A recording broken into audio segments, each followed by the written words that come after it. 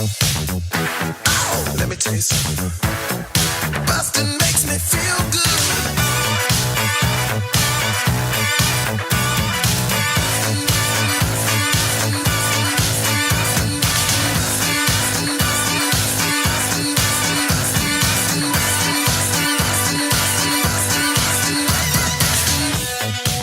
Hi, everybody. Welcome to Blockbusting, the podcast where we love to hate the movies. I'm your host, Jay Light. Joining me today, the wonderful Robin Tran. Hello. Hi, Robin. It's nice to see you. Nice to see you too. I'm very happy to finally have you on. I can't believe that hadn't happened yet. I feel like you've been on my list for a long time. Yeah. And I just never got around to asking, just because you didn't used to live as close as you did, right. And then you moved, and then but then the pandemic happened, and everything, everything changed. I also have a really bad reputation of being a flake, and I think that's because I flake on everybody. So I think it's just, the reputation is correct. But well, there you go. I was also very crazy for a long time, and I'm not anymore. So you can actually reliably have a personal life without having a mental meltdown on the podcast. You know what? That's good. Sometimes you need a mental meltdown on a podcast, but most of the time you don't. And I'm glad to be catching you on after you've caught the wave. I am really excited about the movie you came to talk to me about today, which is the original Lion King. The original Lion King. Yeah, I hate this 1994. Movie. Why do you... I mean, there's plenty of reasons for people to hate Disney movies, as I've learned over the course of doing this show. Right. And Lion King... is one of those that, like, I don't understand until I did some research into the movie after the fact why you might hate it. But I don't want to speak on your behalf. So lay it on me. Okay. What do you got against the Lion King? Some of this stuff is not the movie's fault. I just want to say up front that I have a bit of a learning disability, and this is like I have really bad reading comprehension skills, and I cannot follow plots to this day. I can watch a whole movie and not really know what happened. Right. So the first time I watched it when I was a kid, and I didn't really speak a lot of English, and I had a learning disability, so I was really confused when Mufasa dies. Spoiler alert: when Mufasa dies, turn this off if you haven't seen The Lion King. So yeah, we're spoiling you for a movie that came out almost 30 years ago. Maybe this podcast isn't for you. When Mufasa dies, and then Simba is an adult later on, I didn't know the concept of time moving forward. So I was just watching the movie, and I was like, I thought he was dead. And what happened to Simba? Like, I didn't put two and two together that was Simba as an adult. So I was just full of confusion. And, like, did Mufasa get younger? Because he doesn't look as old. And so I was just really resentful of just how... just because... The time moving forward. Like, what happened to Simba? Didn't understand that time could move forward, but you thought, well, maybe it moved backwards. And Mufasa got younger. So I just have this resentment for the movie. And also, this is just generally speaking with Disney movies in general, and with just 90s films. And like, I feel like there are a lot of scenes where nothing's happening. There's like nothing happening. There's nothing driving towards the plot. And this happens with a lot of 90s films. And I'm watching them recently, and I'm realizing, oh, I think these are scenes where you're supposed to get up and go get popcorn. You're supposed to go up and go to the bathroom. You know, like there's nothing driving towards anything. It's a very boring movie. I feel like when I watched something like Umbrella Academy recently also, it's like, is this a movie or is this just a vehicle to sell a soundtrack? Because it's like I'm watching the movie and I'm just like, can we get to Just Can't Wait to Be King? Because I don't really care about what happens before, you know, like I'm like following, I'm checking my phone. I'm trying to research it for this podcast again. I put it on. And I'm like, God, this is a snore fest. Like watching this fucking dude talking to his kid about like, you know, he's telling the fucking Uncle Ben story to Peter Parker. Like, with great power comes great responsibility. Just this boring lecture. Like, I might as well be watching the Democratic National Convention. Just this boring lecture. Like, what? All right. Like, I feel like I'm being lectured to believe in this thing that doesn't exist. Right. Yeah, so those are a couple reasons why I hate it. I also just those are pretty good reasons. And also, but this is a petty one, is everyone told me that it was great and that I was stupid for not liking this boring movie about lions. I feel like it's I'm like babbling because there's so much about this movie. First of all, I feel like it's a little homophobic, but not, you can't really prove it because Scar is a little bit, there's a little bit of a flavor to Scar. Like, it's a little wink. A little bit of a spice. It's like, and if you even say like, I feel like this is homophobic, then people will be like, well, you're homophobic because they didn't say he was gay. I'm like, okay, now we have to pretend that we don't see what they're going for. The flamboyant guy is the bad guy. Who's also not having sex with any of the female lions. Yeah, right. Simba, this is your fault. He's got like a skincare regimen. Yeah. He's hanging out with people who aren't his kind. Yeah. It's also like just kind of loaded. I feel like I can't prove it, but I feel like the hyenas are racist. I can't prove it though.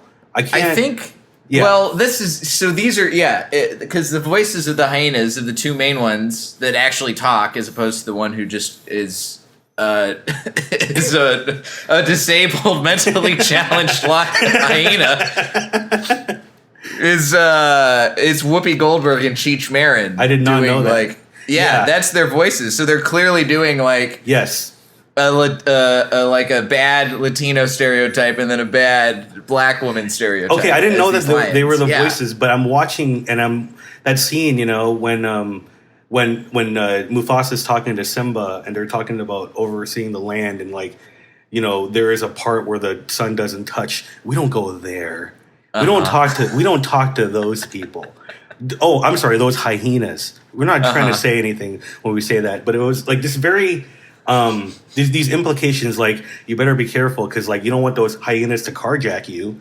You don't want it's like, whoa, wait, what is this? What's this movie trying to tell me? Listen, make sure you carry your wallet a little closer to you when you're going out around the elephant graveyard. Yeah, right. I mean, I think. Well, go ahead. I was just because I have a fond set of memories for this movie. I think a lot of my nostalgia for the movie comes from the fact that I was not learning English and had a learning disability when I was watching it for the first couple times. But like I remember seeing that like this is one of those like classic, the babysitter will throw it on VHS instead of having to actually take care of the kids. And I had I remember when it came out, when they brought it back out in theaters in college, I went out on a date with a girl who I dated for a long time. That was like our second date. Was we went to see we got high and we went to see Lion King 3D. And then we went to this really shitty Mexican restaurant afterwards because they had really cheap margaritas. So we just got drunk and talked about the Lion King. So I have like this fondness for it just because I've had good experiences watching it. Yeah. And watching it again this morning, like I literally just finished it about half an hour ago. Yeah, and me too. Yeah. I was like, well, what could Robin not like about this movie? And what could like not even just you, just like in general, what could somebody not like about it? And so I did some research, and this is great and pretty wild also. So I found this article. This movie has stirred a lot of critical opinion over the years. Like when it came out, everybody was like, "Oh, this movie's great. This is one of the all-time like Disney classics. I can't imagine what life would be like without this movie in my life." Like it got all sorts of accolades. I think it was on a bunch of top 10 lists. But of course, there's the stuff where there's the racist implications of the hyenas. There's this is the most interesting thing I found. So that's like the racist implication stuff is like an important thing that has been said for a while. Yeah.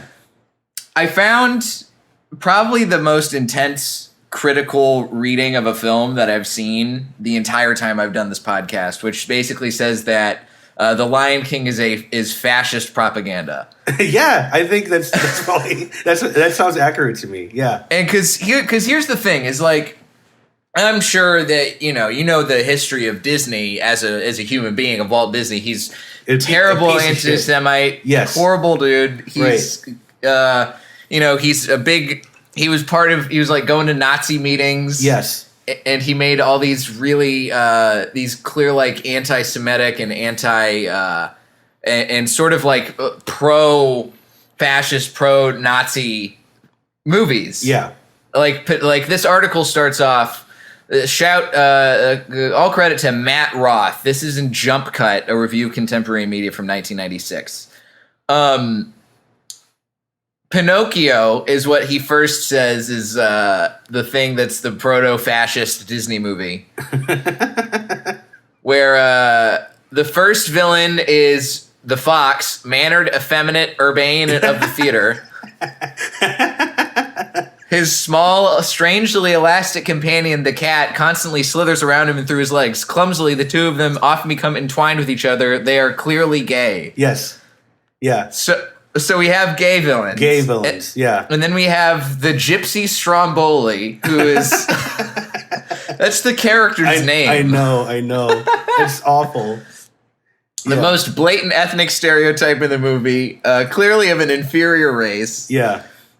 And then we have a lot of stuff about, like, you know, kids being lured away, Aryan kids being lured, trying to become a real boy, but then they go and become parts of the proletariat, become asses. Oh my God, you're right. I didn't even think about all this. Yeah. That's crazy.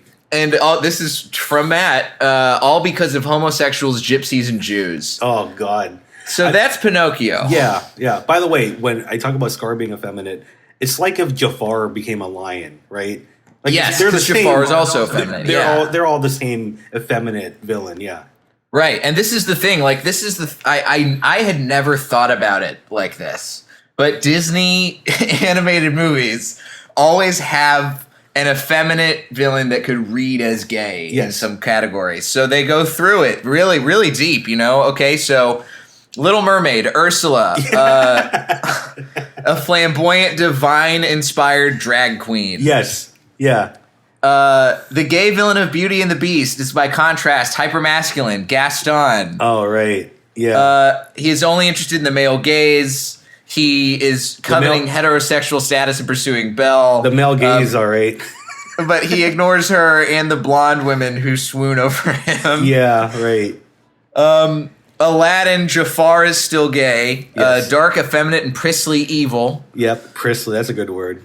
Yep. And then the Lion King, of course, Scar is this is again directly from this article here.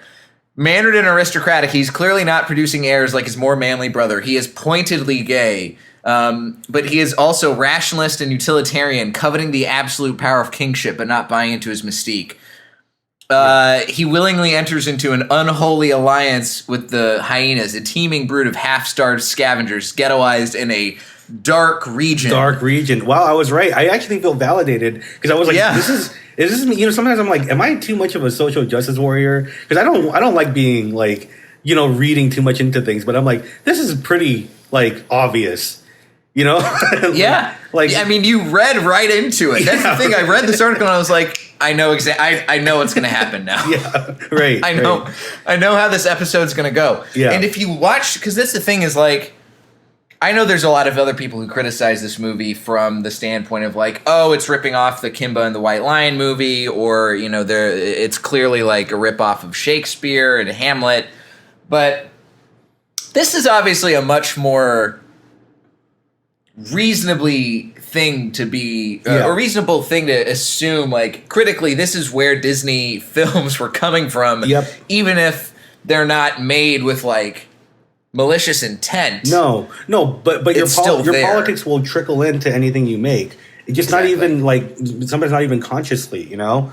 I think the horrifying thing about that speech he's giving Simba, Mufasa and Simba, is that I think it's meant to be inspiring. It's meant to be like, you know, you have all the power, but you know, it's under control. But it's almost like that's kind of like, it's like fascism with a pretty color, you know, like you're kind of like, I don't know. I try not, I'm not trying to be super political, but I did feel like I was watching the Democratic National Convention, which is that I am falling asleep while I'm being lectured to about, you know, hey, we can't be kings, but you should give us all the power and we'll ignore the dark parts. Just like, you know, like it's just very like, you know, corporate fascist, like propaganda, I think.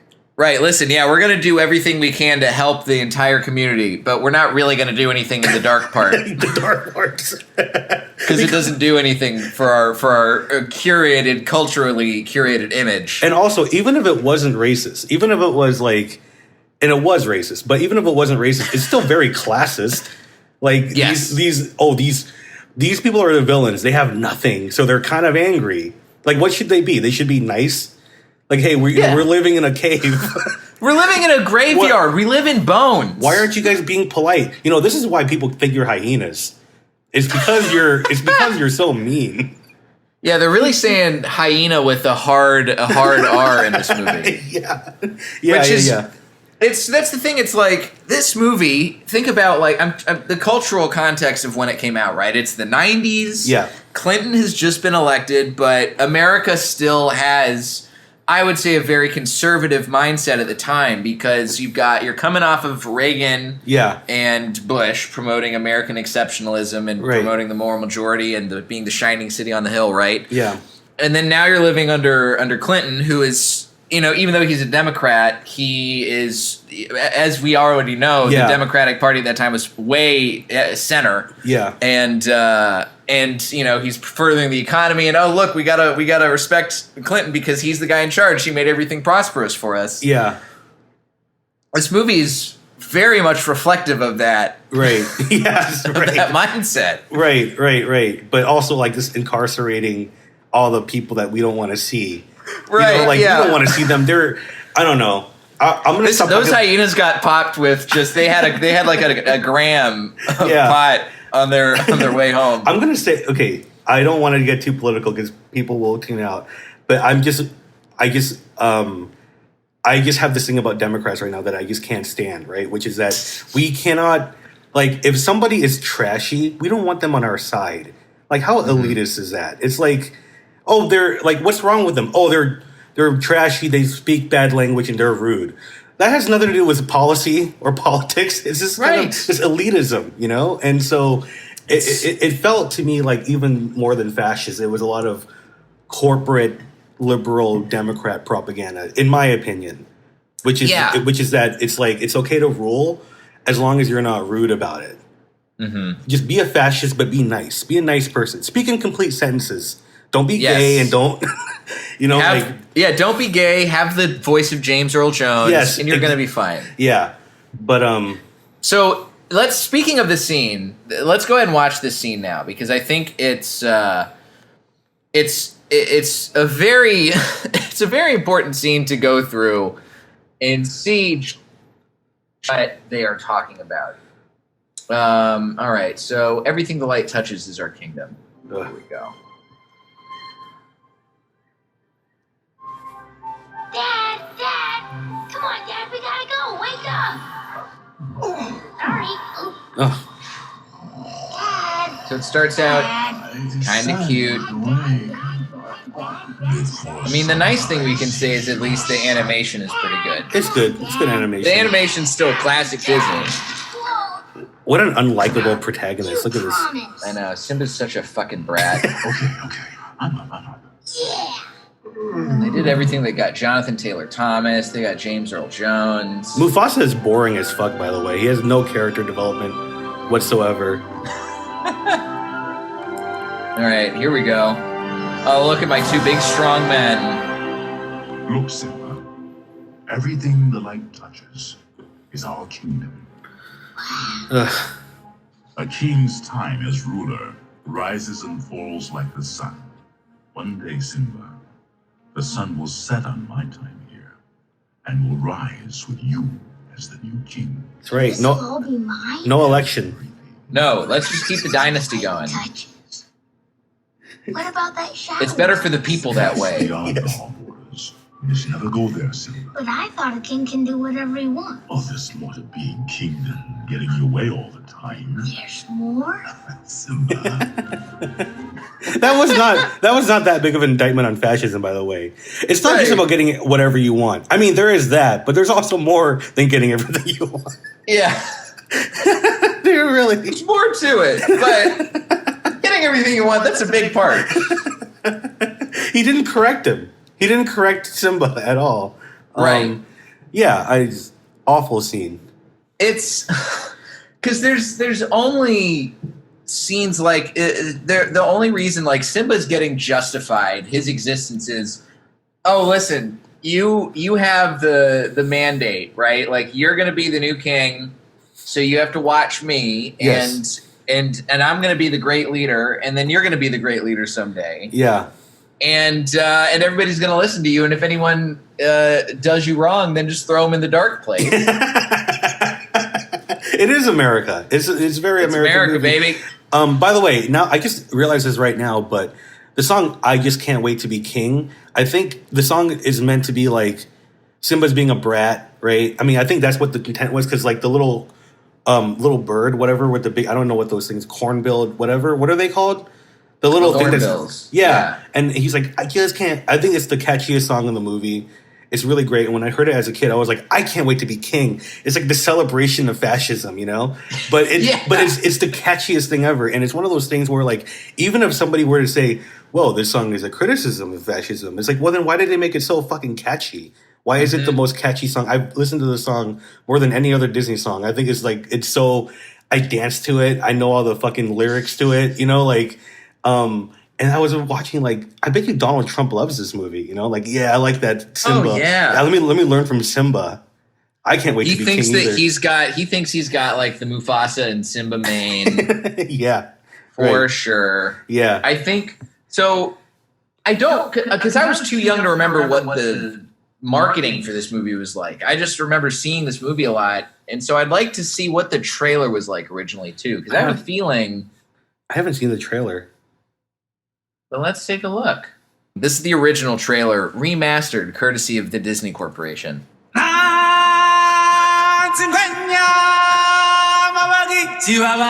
Starting off strong.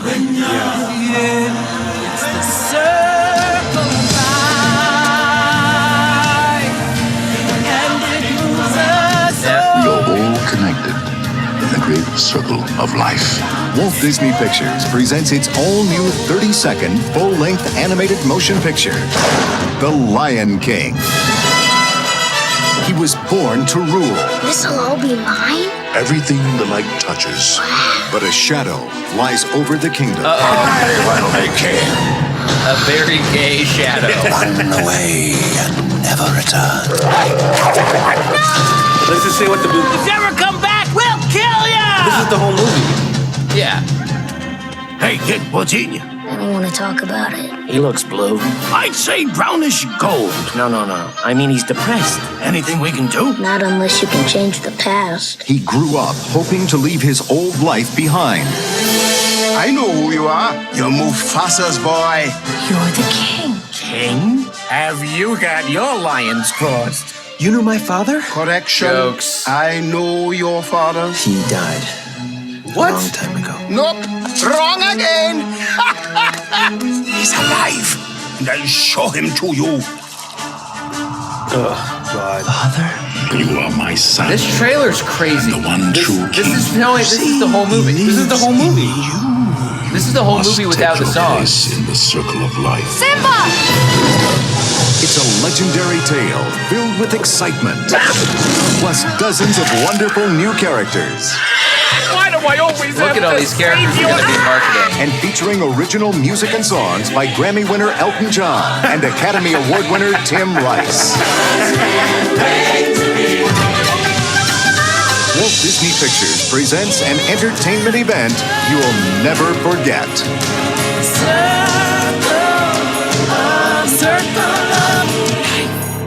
Oh, God.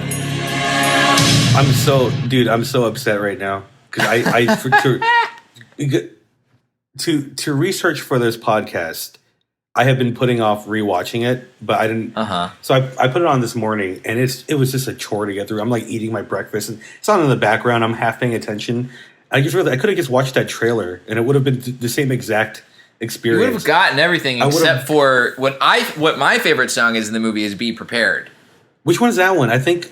Which one? You want to sing it for us, Jay? That's where Scar sings his plan. Oh yes, that's great. I like that. Yeah, It's great. but I'm realizing that one thing I hated about movies when it started becoming look how pretty this movie is. You know, Pixar started doing that too. Like everything was about, look how great the animation is. Look how pretty the scenes are. Look how this is going to be 5 minutes on trees and forests and stuff. Like, look how long this took us to make. And it's like, I'm not a visual movie watcher.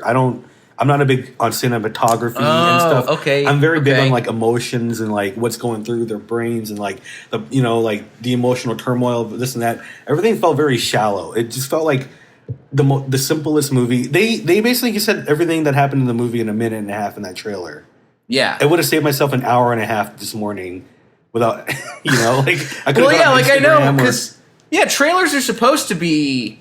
This is the thing that'll tease you into getting in the movie, but it's not supposed to show like literally the entire plot of the movie. He says his dad died in the movie, so it ruins it's the most like the emotional crux of the movie is the scene where Mufasa dies. Yeah, and it's ruined by the trailer. You know what? A very annoying thing I do, very kind of off topic, is that whenever a character is obviously dead, like in a TV show or a movie, if I'm watching with someone, I just turn to them. I go like, "Oh, is he okay?" I don't know why. I just think it's the funniest when Mufasa's dead and Simba's like doing that. I just, hey, is Mufasa okay? He's obviously so dead. He's clearly dead. Is he okay? But that's the thing. This is how dumb Simba is too. Is in the movie that he spends like a solid minute like poking his dad and talking to him, being like, "Dad, play catch with me, Dad." I saw a really funny meme, and it was Simba like, you know, doing that to his dad, like, and it was Mufasa was stand-up comedy, and Simba was Zoom comedy shows. It was gonna revive. Oh my god, it's one of the most perfect memes ever. Hold on, I gotta go get. I think a package just showed up, so let me go grab this real quick. Okay, yeah, sure. I'm gonna go to the bathroom, so I'm gonna.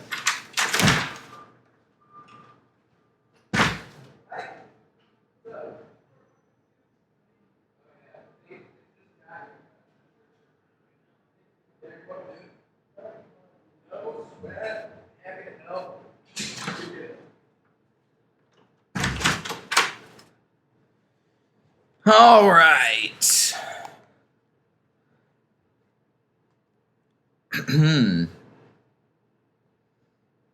I'm back and ready whenever you are, Robin.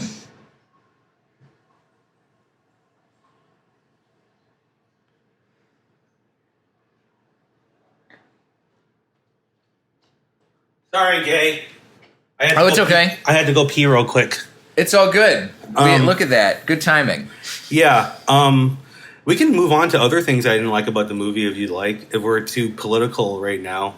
Nah, I think this is. I actually really like taking a political angle to it. But let's go ahead. So you said there's other stuff that's not political that you don't like about this movie, obviously. So let's dive into those a little bit before I ask you my very important question, which I feel like you might be able to answer pretty effectively. Okay. But there's other stuff about this movie that you didn't like. Let's elaborate on that. Okay, what were their name? Timon and Pumbaa? Timon and Pumbaa, yes. I hate Warthog and the meerkat. You hate them? I hate it when a movie is obviously like, this movie's for kids. We need something for the adults. Let's get Nathan Lane and let's get like whoever hosts the Oscars every 4 years or whatever. You know, like let's do a song and dance. And I'm watching this Broadway musical happen. Like what these mediocre, like is Nathan Lane watching this? I just want to say like I have no clue what Nathan Lane does or whoever hosts the Oscars every 3 years. Who else does it? Like song and dance and Hakuna Matata. There's Steve Martin, like all those. But the actor who plays Pumbaa in this movie is a guy who's he's another Broadway guy, like Nathan Lane was for a number of years. So yeah. I don't like Ernie Sabella. Yeah. Any kind of like, we have to do this for the adults to be entertained while the kids are watching. It's just very, I don't know. I don't like being pandered to like that. And it's not working for people like me who don't like the Oscars and the, you know, I feel like they're doing shtick in the middle of a serious movie. Like, you know, like the dad just died. You know, we got to do now. Nathan Lane, he's gonna lighten up the mood. Like, we got to get some comic relief in here. We got to have a nonstop fart joke for the last 45 minutes of this movie. There's absolutely no reason for these two to be in the movie. They're just pure comic relief. They don't really have any character development or, You know, there was this joke in Rick and Morty where Morty is like trying to hit on a girl, and he's like talking about like, oh, hey, you know, cell phones aren't cell phones like, you know, we used to talk to each other, and now we just text each other, and Rick goes like, what are you trying to workshop your Type 5 for the Comedy Store? You know, like which is like very like, I felt like that was what this movie was doing. Was just let these two just chew scenery. Like maybe we won't even write them lines. Let's let these two kind of just go back and forth and just have a jolly good time. We're gonna put you guys in the booth. We're just gonna let you riff, all right? And our animators, they'll work around it. But just have fun. Yes, and then like, you know, they don't edit anything with like when these guys are just riffing. Like everything over these guys say is gold. These are Broadway stars here, guys. Yeah, this is like proto Apatow riffing before Apatow was making movies. Yeah, these should be deleted scenes, but they're the whole movie. And on a personal level, I hate Hakuna Matata. I think what? I hate Hakuna Matata. I think it's it's a terrible message. It's a okay. Well, actually, yeah, that makes sense. It's just like I think, you know, being too negative is bad. But just like this, like, oh, it means no. It's another. See, I'm sorry to say this again because it just happened yesterday. But the Democratic National Convention. Just don't worry about it. Did they make Michelle Obama sing Hakuna Matata? No, they didn't do that. No, I mean I didn't really watch it, but it's like it's this kind of like things are bad, but there's still hope. You know, like there's still hope. We're gonna get through like this. It's like don't worry about it. If you know what, it's your own brain. That's why you're sad. Is because, yeah, I know that your gay brother killed, your gay uncle killed your dad, and then he gaslighted you, and then you're traumatized for life. But don't worry about it. Like, this is ultimate, like... It's all gonna be okay. Yeah, I just think I hate those two characters so much. Listen, the hyenas are back at your parents' house, destroying all the mailboxes and saying, "Oh, whoopsie, we don't know what we're doing with the mail. We got to do something about it." But no, it's okay. Just no worries. No worries. Eat bugs. Yeah. Did they criticize the song later on? I think it was something like I don't know. Simba was talking to his girlfriend or wife or whoever she was, and yeah, he was saying like, yeah, it means no worries, and I think it was something like, well, you should worry a little bit. So to their credit, I think it was a little bit of criticism also, but like this movie and a lot of other kind of satire that I watch, like it's not always obvious that they're criticizing the thing, you know? Like, right. You just can't wait to be king. Way too catchy to be criticizing fascism. And that song is way too positive and catchy for us to get the message later on that you're not supposed to actually do that in your life, right? Right. You know, like Breaking Bad, when Walter White is like, say my name, and like, I am the one who knocks. Those are supposed to be criticisms of a madman. Right, who's going exactly. Nuts. But they make him such a badass that there are shirts that say like, I'm the one who knocks, and right, because the people miss the message. Yeah, but it's not really their fault either, because the movie doesn't make it clear that this message is bad. Like what in the movie I have to find the parts where they're like, maybe they're criticizing this thing, you know?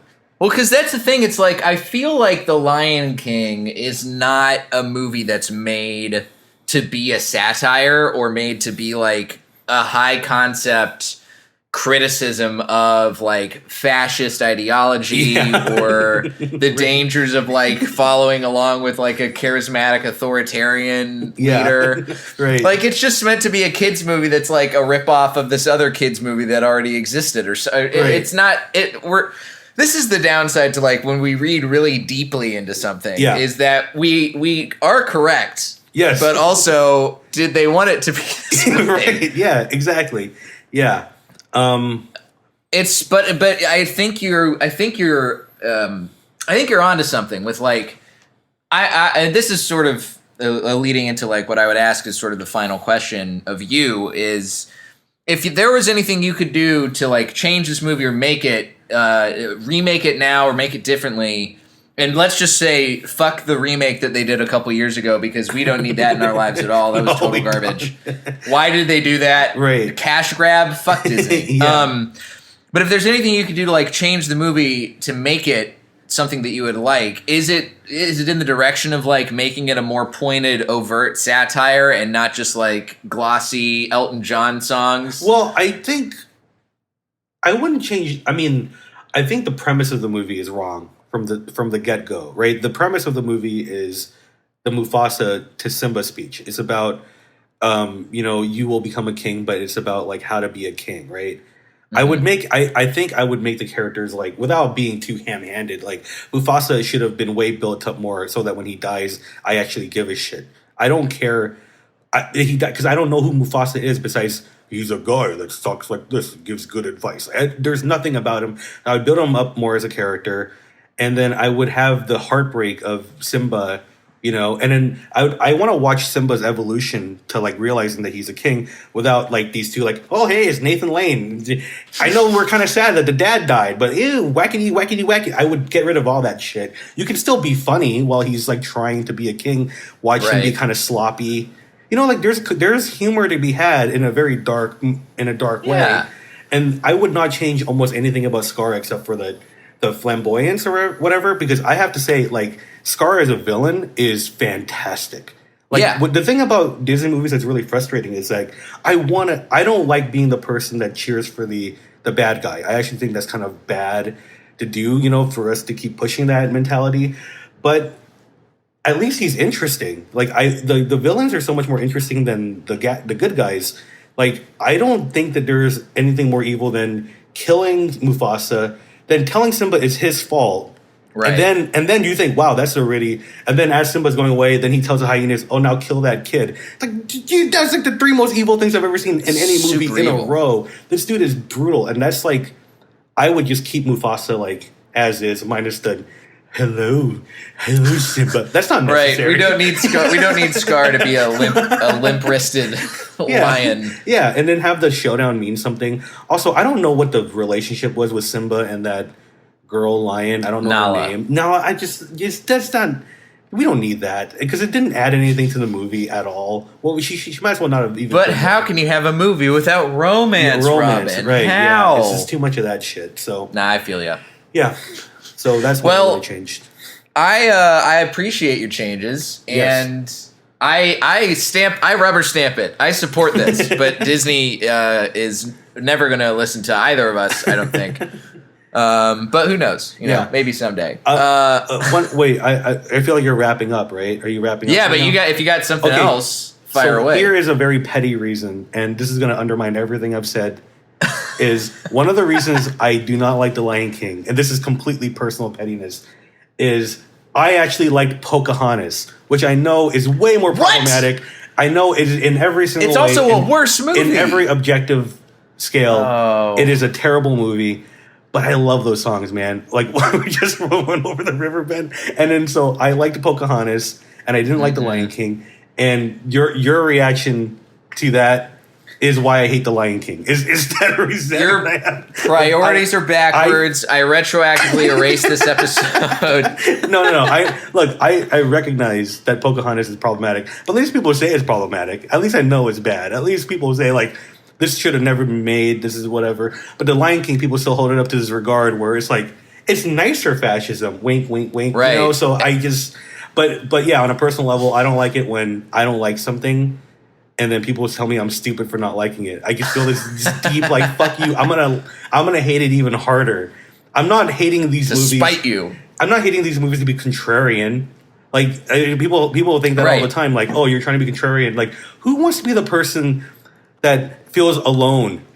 And like, I wish I liked it so I can get along with people. But it's like I'm watching it like I'm trying to like this fucking movie and I don't like it. Everyone's gonna hate my guts for it. So anyway, personal resentment. Well, so I don't hate your guts for feeling this way about this movie, Robin. And that undermines everything I've said. So that's good. I just wanted to undermine, in case anyone thought I knew I was talking about politically, I don't. I thought Beto was going to win. So don't even listen to me. I just want to say that in the end, I'm a narcissistic piece of shit. And if you like Lion King, that's fine. It's cool. Hey, yeah, if you like it, go for it. Yeah. And we hope that at the very least now you're like, oh, maybe next time I watch it, maybe I recognize some of the overtly fascist imagery and language that's being used here. Yeah. Oh, whatever. Maybe you don't have to. Maybe just tune out. Yeah. Who cares? Robin, thanks for coming on. Thanks so much, man. This is a blast. Where can the listeners find you if they want to see more of what you got? I'm on...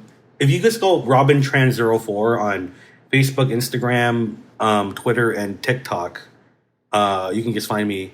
ever. Oh, hey, just like off topic, I just got 100,000 followers on TikTok. Hey, so like congratulations. I have a bunch of my stand up on there. It's not funny at all. I just talk about fascism and the Lion King. So like when you click on it, don't expect to laugh because my comedy is to make people think. No, I'm kidding. This Clapter. Clapter, yeah, that's me.